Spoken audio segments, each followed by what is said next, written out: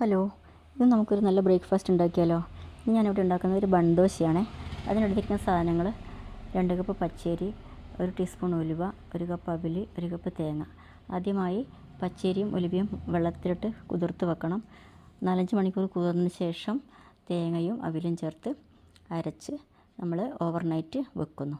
അതിനുശേഷം നമ്മൾ തയ്യാറാക്കുന്നതിന് മുന്നോടിയായിട്ട് നമുക്ക് അതിലേക്കൊരു വറവ് ചേർക്കാനുണ്ട്. അതിനൊരു പാത്രം അടുപ്പത്ത് വെച്ച് 1 ടീസ്പൂൺ എണ്ണ ഒഴിച്ച് അതിലേക്ക് കടുക്, കറിവേപ്പില, ഉഴുന്നുപരിപ്പ്, സവോള ഒരു കഷ്ണം ചെറുതായി അരിഞ്ഞത് ഇവ ചേർത്ത് ഇളക്കി കൊടുക്കുന്നു.